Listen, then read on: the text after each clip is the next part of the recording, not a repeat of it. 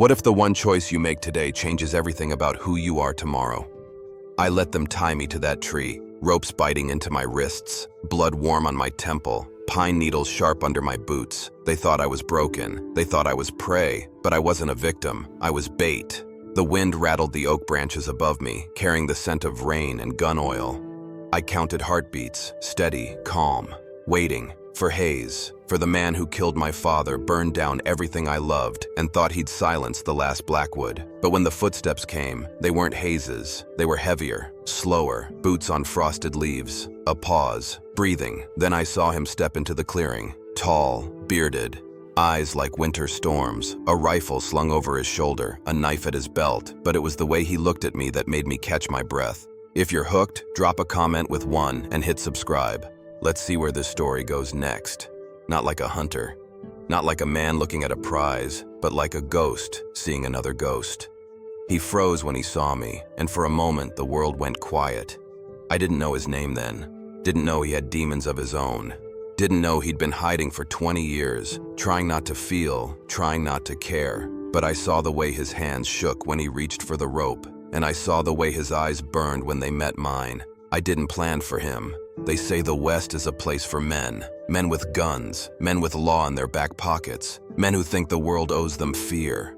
They never met my father, Judge Marcus Blackwood. They called him stubborn, they called him fair, they called him dangerous because he couldn't be bought. Not with silver, not with threats, not even with a bullet in the dark. But they found another way. I was 16 when I watched the fire take him. The flames painted the sky orange and the smoke choked the stars. I stood there barefoot in the dirt, clutching the shotgun he told me to keep close, and I watched, because they made me watch. Hayes was there, standing in front of the flames, his face lit like a devil's grin. He tipped his hat at me. "You tell your daddy in hell," he said. He should have kept quiet. They left me with nothing but ashes and the promise of fear. But fear is a funny thing. If you sit with it long enough, it turns into something else. It turns into steel. I buried my father with my own hands, dirt under my nails, blood on my palms from the splinters in the shovel handle. I didn't cry. Tears were for people who could afford to be soft. That night, I sat by the cold hearth and made a promise. I will end him. Years passed. I learned to shoot. Not for show, not for noise, but to kill. I learned to ride fast and quiet. I learned to sleep with one eye open. I learned how to read men's faces, to know when they were lying, when they were afraid, when they were ready to draw. They called me a runaway. They called me a girl playing gunslinger. They laughed until they saw what I could do with a rifle. Then they stopped laughing. I spent 6 years tracking Hayes. Every rumor, every whisper, every burned-out farmstead with bodies left for the crows. Always one step behind him. Until I heard about the operation. Hayes wasn't just a killer. He was building something. A network of men who bought and sold others like cattle, who burned towns that didn't kneel, who poisoned the law with gold and threats. I could have gone to the marshals, but they were his men. I could have gone to the governor, but the governor was his buyer. So I made another choice. I would let him take me, get close, get the evidence, and burn him the way he burned us. They caught me outside Dead Horse Crossing. I let them. They tied my hands rough, slapped me when I looked them in the eye. They thought they broke me, but I let them tie me to that tree because I needed Hayes to see me. Needed him to think I was just another girl he could use, sell, or kill. But when I opened my eyes that morning, blood in my hair, wrists numb from the rope, I saw him. The man with the storm in his eyes. I didn't know his name then. Didn't know he'd been hiding in the mountains for 20 years, punishing himself for a past he couldn't outrun. Didn't know he had once tried to save a woman and failed. Didn't know he was the one man Hayes feared more than the law. But I saw it in his hands as they hovered over the rope. Saw it in the way he swallowed hard, like he was about to taste fire. I didn't call out. Didn't beg, didn't plead, just looked him dead in the eye and waited. When he cut me loose, my knees buckled and he caught me. His arms were strong, warm, alive. The first human touch I'd felt in so long, it almost undid me. But I didn't come here to be saved. I came to end Hayes. As the hoofbeats came, as the men's voices carried through the trees, I leaned close to him and whispered, "They're coming back. You can run if you want, but I won't." His jaw tightened, his eyes flickered with something like regret, but he didn't let go. For years, I thought revenge was about rage, about blood, about making them hurt the way they hurt you. But in that moment, with his breath on my hair, I realized revenge was about something else. It was about taking back your power, taking back your name, taking back your life. I wasn't afraid to die that day, but I wasn't ready to stop fighting. He asked if I could walk. I nodded, even though every step felt like fire. "My name is Eleanor," I whispered. He didn't give his name, just looked at me like he was seeing the ghost of every choice he ever made. And maybe he was, but we didn't have time for ghosts. Hayes was coming, and I would rather die fighting than let him drag me back.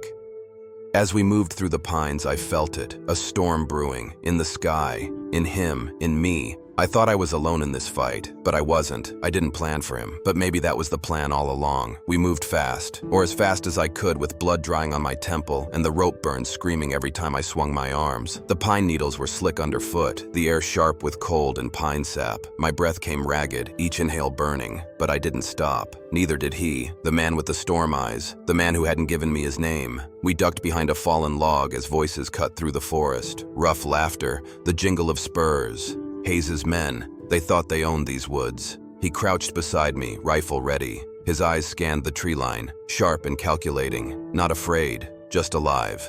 "Can you keep moving?" he asked. His voice was low, rough, like it hadn't been used in years. I nodded, wiping blood from my cheek. I didn't come this far to quit now. He almost smiled. Almost. A crack of a branch, a shout. They were close, too close. "Stay low," he said. And I did. We slipped through the trees, moving like ghosts. The man moved quiet for someone his size. Every step placed with care, every breath measured. I tried to match him, but the world spun sometimes and I had to grit my teeth to keep from falling. He noticed. "Don't push too hard." I shot him a glare. "I'm not a porcelain doll." He huffed a laugh. "Noted." We found a narrow game trail, deer tracks in the mud. It would lead us higher, away from the voices below. I followed him. Because for all my plans, for all my years of training to take down Hayes, I knew this man could get us out alive. And for reasons I couldn't name, I wanted him to.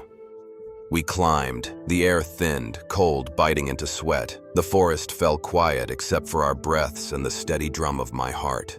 I thought of my father, of the promise I made him, of the fire, of Hayes's grin and the glow of my world burning. I felt rage, the kind that keeps you warm when your body wants to give out. The man stopped suddenly, raising a hand. I froze, following his gaze.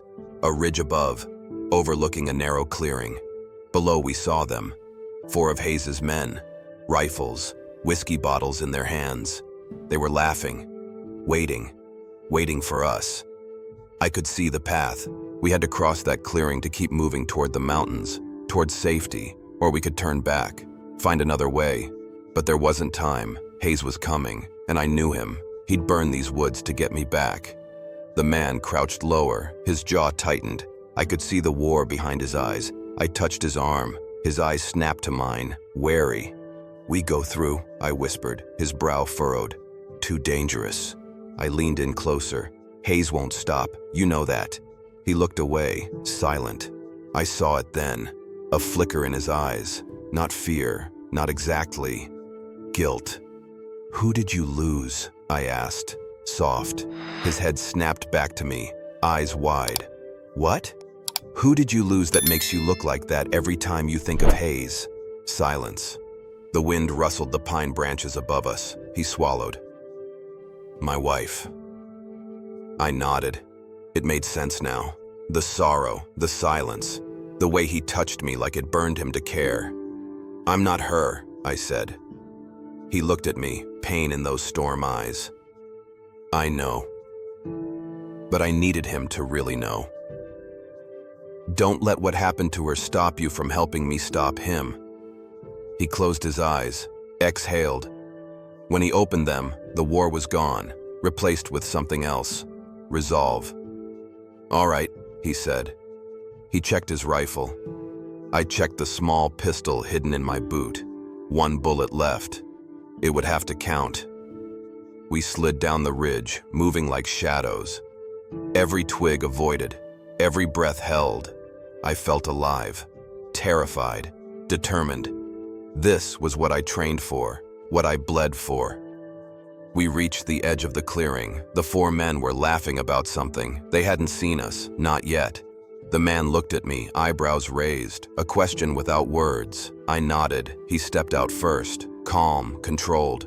"Morning, boys," he called. They spun, hands flying to rifles, too slow. His rifle cracked once, twice. 2 men dropped. The other 2 fumbled. I stepped out, pistol raised. My hand didn't shake. I fired. The 3rd man screamed, clutching his leg. The last one raised his rifle toward me. Time slowed. I saw his finger tightening on the trigger. Then the man was there. He tackled the outlaw, the rifle shot going wild into the trees. They rolled in the dirt, fists flying. I ran forward, dropping to my knees, grabbing the fallen rifle. The man pinned the outlaw down, fist raised, but he didn't strike. He looked at me, breathing hard. "Your call," he said. I looked at the outlaw, terrified, bleeding. I could end him, right here, right now, but I lowered the rifle. "Let him go," I said. The man's eyes searched mine. Then he let the outlaw go. The man scrambled to his feet and ran, limping into the trees. We stood there breathing hard in the middle of the clearing. 4 men down, 1 fled. The man looked at me. I looked at him. "You didn't have to spare him," he said. "I know." He nodded once. "Respect."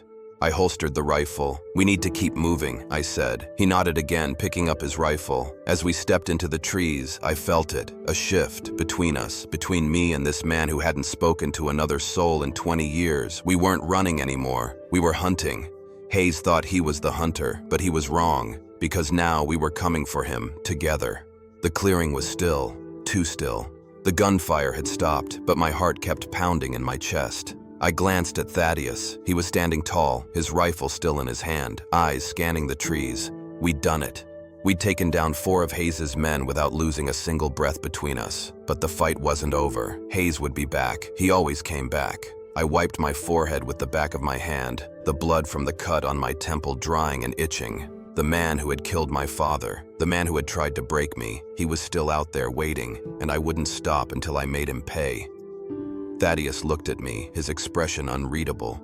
"We move now," I said, already stepping toward the tree line. "Where?"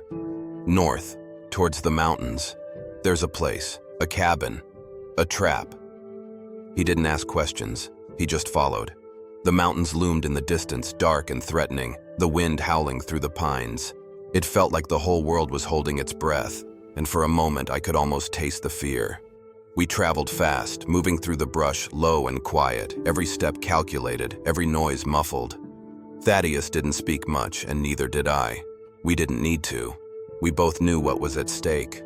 I didn't need his approval, and he didn't need mine, but I could feel the tension between us, the unspoken understanding that this was more than just survival now. This was revenge. This was justice. When we reached the cabin, the place where I had planned to finish this, I hesitated at the door. This was where it would all come to an end. Hayes, his men, everything. It was strange, feeling that edge so close. I thought I'd be ready, but standing there, feeling the weight of what had happened, what I was about to do, it was heavier than I expected. "You all right?" Thaddeus asked. I didn't answer him at first. Instead, I took a deep breath, pushing the memories of that night 20 years ago to the back of my mind. I couldn't afford to think about Sarah, not now. "Let's finish this," I said, stepping inside. The cabin was, as I remembered it, empty, cold, abandoned. The walls creaked as the wind whistled through the cracks. It was the perfect place to hide, to plan, and now, to make them regret underestimating us. Thaddeus set down his rifle, his eyes still scanning the area. "You think they're coming tonight?" he asked. "They'll come soon enough," I replied. "Hayes doesn't take his time. He's coming for us." I took the small Derringer pistol out of my boot, checking it carefully. It was the only thing I had left. 1 shot. It had to count. "You ready?" I asked, turning to Thaddeus. He nodded. "I've been ready for 20 years. I walked over to the small table by the window, watching the snow begin to fall outside. It was quiet. Too quiet. Everything was set. We'd spent the last few days gathering supplies, setting traps, waiting for Hayes to come to us. But this wasn't just about the money or the power. This was about justice. This was about my father. This was about my life. "Do you ever think about Sarah?" I asked, my voice low, quieter than I meant it to be. Thaddeus didn't answer at first. His eyes flickered, and for a moment, I saw the man he'd been, the man before the hermit, before the mountain. He was a soldier once, a man who had fought for something, and now he was fighting for me. "I think about her every day," he said finally, "but not in the way you think." I watched him for a moment. His words hung in the air, like smoke from the fire burning in the corner. "I failed her," he said, voice barely above a whisper. "I should have been stronger. I should have done more." I stepped closer, my boots quiet against the wooden floor. "You didn't fail her, Thaddeus. You couldn't save her, but you can save others. You can save yourself." He looked at me, his expression hard. "I don't need saving." I didn't argue. He was right. None of us needed saving anymore. The door creaked open, and I froze. My hand went to the derringer, my breath shallow. "Thaddeus," I whispered, "they're here." He nodded, his face hard, his fingers wrapping around his rifle. I could feel the tension in the air, thick and suffocating. The footsteps were getting closer, the sound of horses, the sound of the men who had been hunting us for days. I stepped to the side, positioning myself behind a stack of barrels by the window. Thaddeus did the same, keeping low, staying out of sight. We were ready. Then the door burst open, and Hayes walked in, a smirk on his face. "Didn't take you long, Crane," he said, his voice low and mocking. "Thought you'd hide forever?" He stepped inside, his men right behind him. 4 men, each armed, each ready to fight. "I'm not hiding," Thaddeus said, stepping out from behind the barrel. "I'm done running."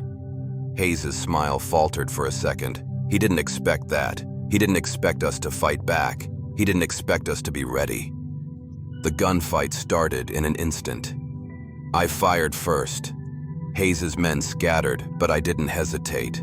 I kept firing, knowing every shot counted. Hayes turned, pulling his gun, but Thaddeus was faster. He dove toward him, tackling him to the ground, the two of them rolling in the dirt. I ran toward the door, trying to catch my breath, but it was chaos. Thaddeus and Hayes fought like wolves, each trying to get the upper hand. And I was right there, ready to finish it. But when I saw the gun in Hayes' hand, I knew. I had to stop him. I aimed for his shoulder, the shot ringing out through the cabin. He cried out, but it wasn't enough. He was still alive, but not for long. Thaddeus held him down, the two of them struggling in the dust. I could see it in his eyes. The past had caught up with him. But it didn't matter anymore. Because the fight was over, we'd won.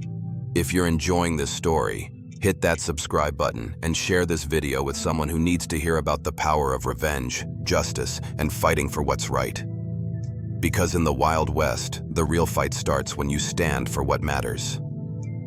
The air was thick with dust and the smell of blood. I stood in the doorway, the sound of men groaning on the floor behind me. Thaddeus was still on top of Hayes, gripping him by the collar, his hands shaking with the weight of 20 years of regret and fury. Hayes' gun lay just out of reach, but it didn't matter now. The fight was over. The war between us had come full circle, and here we were, the two of us in a cabin that would soon be reduced to rubble, the old ghosts between us finally coming to a head. Hayes was gasping, his breaths coming in shallow bursts, his face twisted in agony, but there was something else in his eyes, a flicker of fear, a realization that no matter how much he had tried to control everything, no matter how much blood he spilled, this moment belonged to us, to me. I stepped forward, my boots heavy against the wooden floor, each step deliberate, each movement sharp. "You thought I'd run from you forever," I said, my voice cold, cutting through the chaos like a knife. "You thought I'd let you destroy everything I loved." Hayes' eyes widened at the sound of my voice, and for the first time, I saw him hesitate. The man who had been hunting me, hunting us, for years was now backed into a corner where he had nowhere to go. "You think you've won?" Hayes croaked, still grinning through the pain. "You think this is over?" I didn't answer him. Not with words. I didn't need to. I turned my back on him, walking toward the table where his men lay bleeding. Each step I took felt like a rebirth, like the final thread of the past was being cut and I was stepping into something new. Thaddeus stood up, wiping the blood from his hands on his pants, eyes not meeting mine. I couldn't blame him. For 20 years, he had carried the weight of Sarah's death, of the choices he made. And now, here we were, standing in the aftermath of everything he had tried to outrun. "I couldn't save her," he said quietly, the words rough, like they were choking him. "I couldn't save anyone." I walked over to him, placing my hand on his shoulder. He tensed, but I didn't move. "You don't need to save anyone, Thaddeus. Not anymore. Not me. Not you." He looked at me, the weight of those words sinking in. "We're here now," I said softly. "That's enough."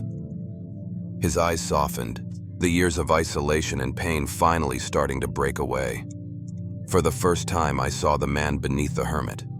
The man who had tried to forget, who had tried to hide, but who had fought with everything he had for something he never thought he'd find again. "I don't know how to be anyone else," he whispered, his voice trembling. "You don't have to be," I replied. We were silent for a moment, the only sound in the room the crackle of the fire in the corner. Then a noise, a faint rustling. We both turned toward the door, and for a moment, I thought my heart stopped. "Hayes," I said, voice tight. "You said there were more." Thaddeus went to the window, peering through the cracked glass, his hands steady now, his eyes sharp. "They're here," he said grimly. "More of them." I knew what we had to do. Thaddeus turned to face me. He didn't ask questions. He didn't need to. "We don't run," I said. "We stand." He nodded, a flicker of the man he used to be showing through the cracks of the hermit he had become. We moved quickly. The cabin had no front door anymore, just a frame and broken pieces of wood. We couldn't use it to escape. Our only option was to hold them off and take the fight to them. I pulled the Derringer out of my boot, the small pistol heavy in my hand. But it was all I had, all I needed. It was a tool of survival, of justice. Thaddeus grabbed his rifle, checking the chamber. His hands were steady now, the weight of his past lifted for the first time in years. "Let's do this," he said, his voice steady. I nodded. The door creaked open again, and a man stepped in, rifle raised. He didn't see me, didn't see Thaddeus, but we saw him. I raised the Derringer first, shooting him in the leg before he could even react. He screamed, stumbling backward, and I dove behind the table for cover. Thaddeus fired next, his shot precise, his target dropping like a sack of grain to the floor. The other two men rushed in, rifles raised. I fired again, but my shot went wide. Thaddeus took one down with a clean shot to the chest. The last man hesitated, and I knew he was considering his options. I didn't give him the chance. I ran forward, tackled him to the ground, and pressed my boot into his throat. "Get up," I growled. "Get up or I'll kill you where you stand." He groaned, but I didn't wait. I grabbed his rifle and held it steady. "Where's Hayes?" I demanded. He coughed, blood dripping from his lips. "He's not far," he muttered. "He's gonna kill you both." I smirked, pulling the rifle away from his throat. "Not today." I shoved him back, watching him scramble for the door. The gunfire had stopped, but the danger hadn't. The rest of Hayes's men were closing in, and I knew we didn't have much time. Thaddeus and I shared a glance. There was no going back now. We had already made our choice. We were going to finish this. We moved toward the door, ready to meet whatever came next. And as we stepped outside, the wind hit our faces, and I couldn't help but think, this was it. This was the moment we had been waiting for. If you enjoyed this story, hit subscribe and share it with anyone who believes that justice is worth fighting for, no matter the cost. What would you do if you were Eleanor? Would you fight, or would you run? Leave your thoughts in the comments below and join us for more stories where courage, survival, and redemption collide. We stood there in the open, rifles in hand, eyes locked on the men who had come for us. The wind picked up, blowing dust and dead leaves across the clearing. The trees whispered around us as if the land itself was waiting for the storm to break. The silence between us was thick. I could feel Thaddeus standing beside me, his presence steady like the mountains I'd been hiding in for so long. He didn't speak, didn't even glance at me. He knew what I was thinking. We were at the edge now. There was no running anymore, no hiding. This was it. The men were closing in, their horses snorting and stamping, their eyes scanning for a sign of movement. Hayes's crew. The same men who had taken my father, my life, and twisted it all into something I never recognized. Thaddeus tightened his grip on the rifle. His knuckles were white against the dark wood, his jaw clenched tight. He hadn't said much since we took out the last of Hayes's men back in the cabin, but I could see it in the set of his shoulders. He was ready. He was always ready. "They'll come for us," I said, my voice steady, cutting through the silence. "It's just a matter of time." Thaddeus didn't answer right away. He just nodded, his eyes never leaving the horizon. "Then we make them regret it." I didn't ask him what he meant by that. I already knew. We weren't here to beg for mercy. We were here to take what we had earned. The wind was rising, and in the distance I could hear the sound of horses again. This time, it wasn't the soft thud of their hooves. It was louder, closer. They were coming, and this time it wasn't just 4 of them. This time, it was Hayes himself. I felt the weight of the moment. My hand tightened on the rifle. I had waited for this, not for revenge, not for some twisted sense of justice, but because I needed to be free. I needed this fight. "They're here," I said, lowering my voice. Thaddeus didn't turn to me, didn't flinch. He was already moving, already taking position. I followed, staying close. Our boots kicked up the dry earth as we made our way toward the edge of the clearing. I glanced back for a moment. Hayes's men were spread out, circling us like vultures, waiting for the perfect shot. But Hayes was the one I was looking for. I didn't care about the others. He was the one who had to fall. I was done running, done hiding behind lies and shadows. They were close now. I could see their faces, hard and cold, their eyes fixed on me and Thaddeus. They weren't afraid. They thought we were already dead. They thought they had won. I pulled the rifle to my shoulder and aimed. "Do it," I whispered. Thaddeus's eyes met mine for the briefest of moments. He didn't need to ask any questions. He already knew. He moved first, and I followed. We fired together, our shots in perfect sync. The first man dropped, a bullet to the chest. The second one fell with a loud gasp, his rifle slipping from his hands. The remaining 2 men scrambled, trying to draw their weapons, but it was too late. Thaddeus was already on them, closing the distance, his rifle a blur as he took them down one by one. I moved forward, my heart pounding in my chest. The smell of smoke and gunpowder filled the air, thick and heavy. The adrenaline was a rush, a high I hadn't felt in years. Hayes was still standing. The bastard was laughing. "You think this ends with me, Crane?" he called out, his voice carrying over the chaos. "You think you've won? You've only just begun to pay for what you did." I stepped forward, my rifle aimed at him. The sound of his voice made my blood run cold, but I wasn't afraid, not anymore. "I'm done with you," I said, my voice low, steady. "This ends now." He smirked, taking a step back. "You can't kill me, not yet." "You're right," I said, taking another step. "I'm not gonna kill you. I'm gonna make you watch everything you destroyed burn." Thaddeus stepped up beside me, his rifle aimed at Hayes, his eyes dark and unblinking. I could see the storm brewing inside him, the same storm that had been raging in me since the day Hayes took my father's life.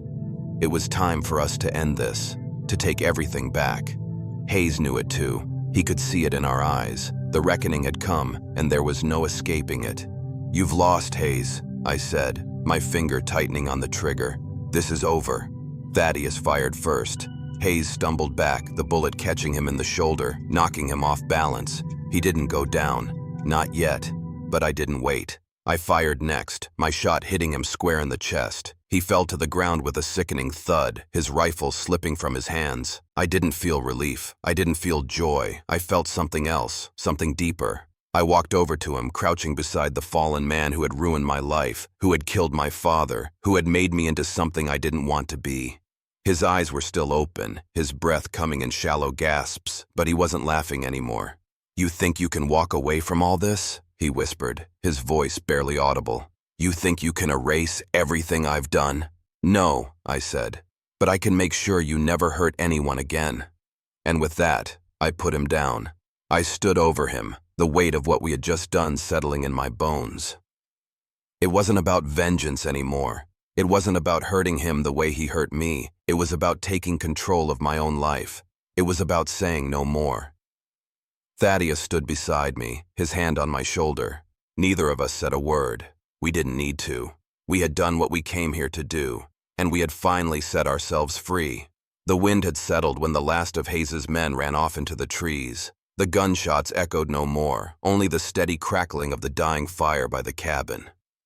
Silence, thick as the dark woods surrounding us. I stood there for a long time, rifle in hand, staring down at the men who had terrorized me for years. But it wasn't the satisfaction of vengeance that hit me. It was something else, something heavier. I looked at Thaddeus. His face, still hard from the battle, softened just enough for me to see it. The man who had finally broken free of the ghosts he'd been carrying. The man who'd stopped running. He was still catching his breath, rifle slung low, his gaze distant but steady. "You know," he said quietly, "I didn't expect this." I nodded, feeling the weight of the moment. "I don't think anyone ever does."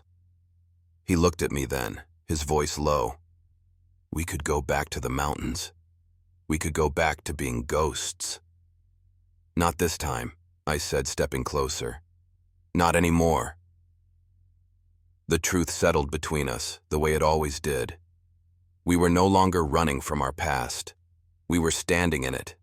And in that moment, the mountains didn't feel so far away. I looked back at the smoke rising from the wreckage of Hayes's camp, then at the man beside me. We had taken everything back, but there was one thing left to do. "Let's finish this," I said, and he nodded. Together we turned toward the horizon. In the world of the Wild West, where every day was a fight for survival, there's one thing that stands out above all else: the power of choice. The story of Eleanor and Thaddeus is one of those tales where the lines between right and wrong blur, where survival instincts clash with the human need for connection. It's about two people who, in the face of their pasts and the danger ahead, choose to stand and fight, not just for survival, but for something deeper, something worth fighting for. As we journey through their world, we see that the biggest battles are not always fought with bullets or swords. They're fought within ourselves.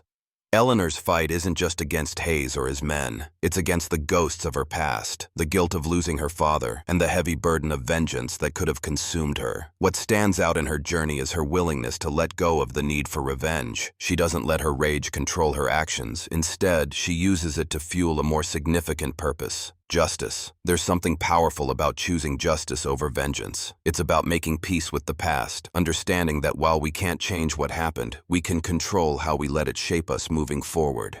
And Thaddeus, the man who had lived in isolation for 2 decades, shows us that sometimes the hardest thing to do is to step into the light again. After years of running from his past, he could have stayed hidden in the mountains, pretending that the world no longer mattered. But instead, he steps up, driven by a need to right the wrongs he allowed to happen.